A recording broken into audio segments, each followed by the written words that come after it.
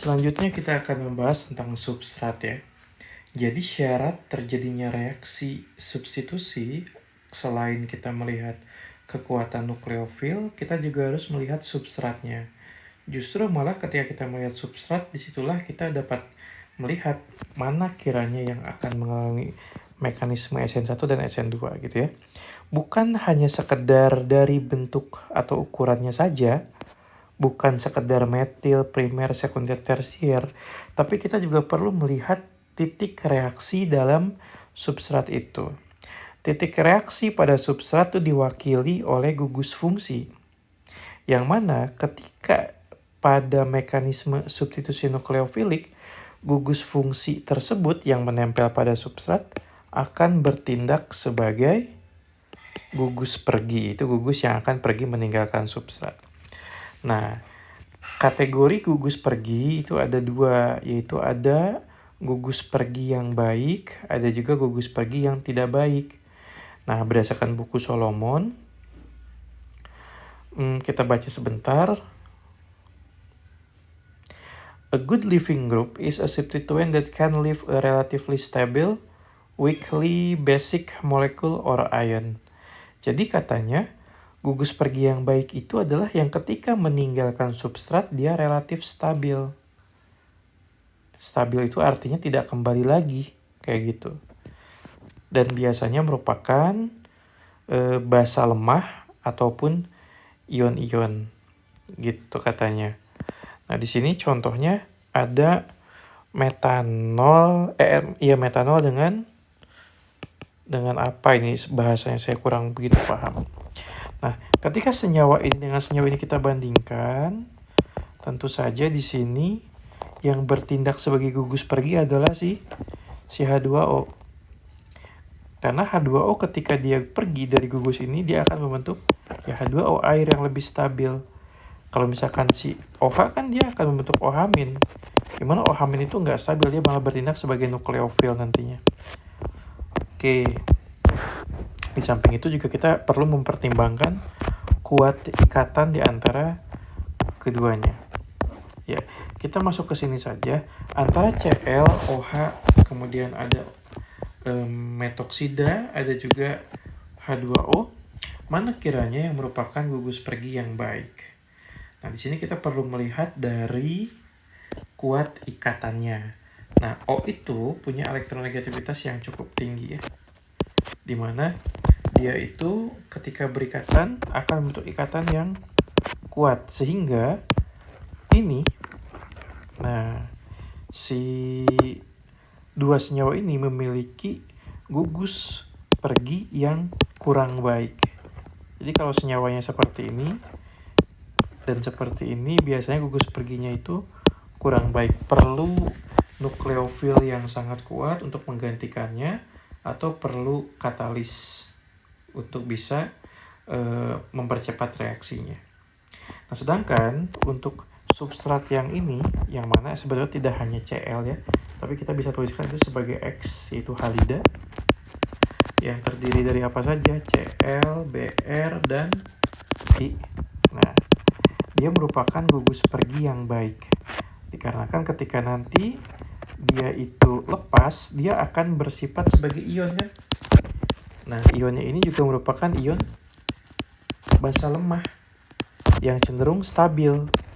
Kayak gitu. Entah itu Cl, entah itu Br, maupun I. Karena kan ingat, mereka itu merupakan konjugat dari asam kuat. HCl, HI, HBr. Maka konjugatnya sudah pasti basa lemah. Kayak gitu. Oke, maka kita dapat simpulkan yang ini merupakan gugus pergi yang baik. Nah, kemudian yang bawah nih, yang paling bawah, ini justru merupakan gugus pergi yang sangat baik. Dikarenakan kalian tahu, ketika dia membentuk ikatan seperti ini, ada dua cara untuk dia stabil. Cara pertama, kita gambar dulu ininya. Cara pertama adalah kita bisa ambil, misalnya kita pakai siapa ya, yang bertindak sebagai basa, H2O juga deh misalnya kita. Nah, misalnya kita bisa ambil ininya nih, bisa ambil H-nya, lalu kemudian copot kan, membentuk minus gitu, OH gitu, sama aja kayak yang atas gitu kan. Nah, tapi ada cara kedua agar gugus seperti itu dia menjadi baik untuk living group, itu dengan cara apa? Dengan cara alih-alih dia perlu diculik si H-nya itu, tapi ini cukup dengan mengambil elektron dari sini, sehingga kebutuhan si gugus ini akan elektron terpenuhi gitu.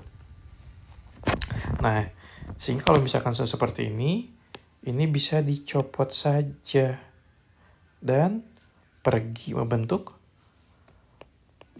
H2O dan meninggalkan karbokation gitu. Jadi kita bisa lihat untuk yang kasus nyawa seperti ini, dia living groupnya itu kurang bagus. Artinya bukan berarti nggak bisa pergi, tapi membutuhkan katalis ataupun reagen-reagen lain agar dapat bereaksi dengan cepat. Nah, kalau misalkan yang menggunakan halida di sininya itu X ya, entah itu Cl, Br atau I, dia merupakan gugus pergi yang baik. Atau bentuk ion seperti ini, nih, bentuk gugus ion seperti ini juga merupakan gugus pergi yang baik dikarenakan dia tidak stabil. Itu tidak stabil sebagai gugus fungsi, tapi dia stabil sebagai gugus pergi. Ini kan kalau udah jadi H2O lebih stabil ketimbang dia jadi seperti ini. Seperti itu ya. Nah, nanti mungkin jika kurang dipahami bisa kita diskusikan di kelas. Living group itu tidak sejalan dengan kekuatan nukleofilitas. Jadi untuk kasus alkil halida semakin ke sana gitu kan, FClBr itu kan kalau tabel periodik semakin turun. Ini merupakan peningkatan living group. Jadi living group I itu lebih baik daripada Br, lebih baik juga daripada Cl. Hal ini mempertimbangkan elektronegativitas, di mana I itu lebih kecil elektronegativitasnya sehingga gampang untuk lepas gitu, dan ketika lepas pun dia cenderung stabil. Tapi dalam waktu yang sama gitu, si urutan ini juga memiliki urutan sebagai good nucleophile.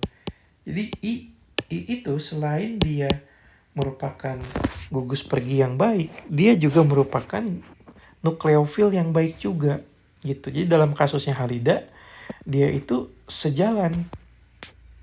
Nah, kenapa? Tadi kan kalau sebagai gugus pergi I itu dia punya elektronegativitas yang kecil, sehingga mudah lepas gitu, ikatannya tidak terlalu kuat. Tapi sebagai nukleofil I bagus. Kenapa? Karena I itu lebih terpolarisasi. Kamu bisa bandingkan antara I, Br, Cl, dan F. Itu kan I itu memiliki elektron yang sangat banyak. Artinya dia sangat-sangat tertarik dengan yang namanya muatan positif. Kayak gitu. Dibandingkan dengan Br, Cl, ataupun F. Nah, pada kasusnya alkil halida seperti itu. Jadi misalkan kalau contohnya itu untuk hal-hal seperti ini, kamu bisa kerjakan soal yang seperti ini misalnya. Cl ditambah NaBr. Apa hasilnya gitu kan? Ya udah, karena Br ini dia lebih baik sebagai nukleofil daripada Cl, maka hasilnya adalah ya kita tukar saja Br dan NaCl. Tapi kalau kasusnya dibalik, misalkan ininya itu, nah ininya itu adalah Br,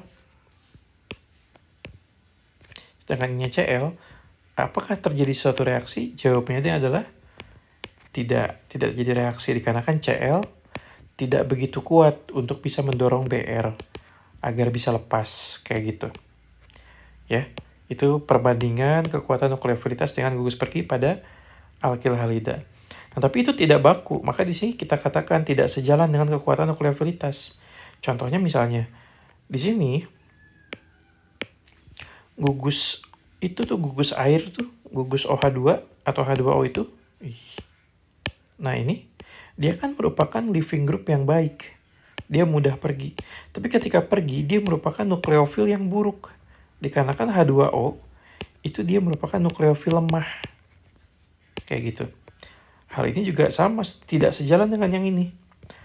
Nah, OH sebagai living group dia buruk karena dia sangat kuat ikatannya. Nah, tapi sebagai nukleofil justru dia sangat kuat. Kayak gitu, si OH ini. Oke ya, jadi itu adalah bahasan tentang living group. Silahkan untuk dielaborasi lagi, dibaca-baca lagi supaya bisa memiliki pemahaman yang lebih menyeluruh. Kita lanjutkan di pertemuan berikutnya.